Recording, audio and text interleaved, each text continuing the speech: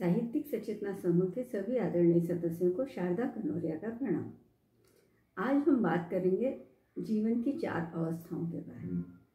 मनुष्य संसार में 4 अवस्थाओं के द्वारा अपना जीवन व्यतीत करता है।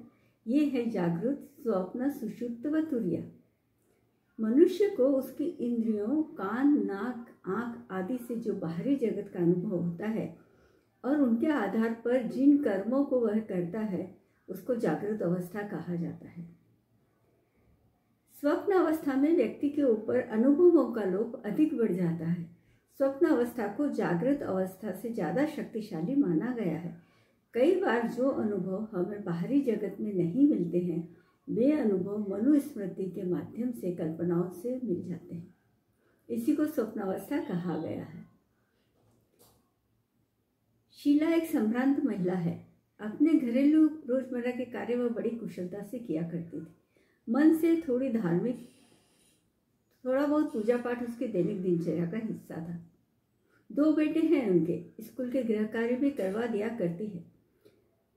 पति बड़े पद पर नौकरी करते हैं तो घर को समय नहीं दे पाते हैं।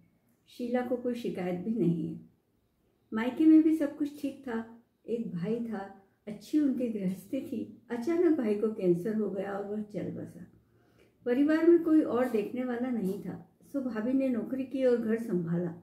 सब कुछ व्यवस्थित चल रहा था, परंतु शीला को स्वप्न में कभी कभी उसका भाई दिखता और कुछ न कुछ कहता रहता था। वह समझ ही नहीं पा रही थी, पर मन में एक विचार हमेशा रहता था, भाई क्यों मुझे दिखते रहते हैं? क्या मुझसे कोई गलती हो गई है?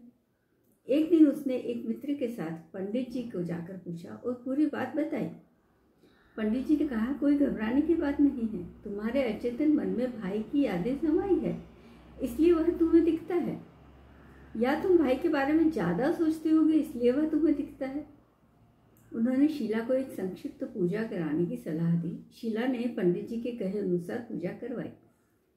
शीला का मन शांत हो गया और उसे सपने में धीरे धीरे भाई दिखना कम हो गया। समय बड़ा बलवान है, बड़े बड़े हादसों से बाहर निकाल देता है। हम जो सोचते हैं सपने में वही कुछ अलग बनकर दिखने लगता है। जागृत अवस्था और स्वप्न अवस्था दोनों ही मनुष्य की चेतना की कड़ियाँ हैं।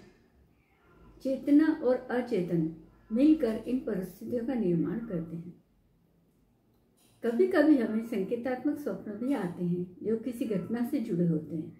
यह सब मनोविज्ञान से जुड़ा है और समझना बहुत मुश्किल है। इस तरह जागरूक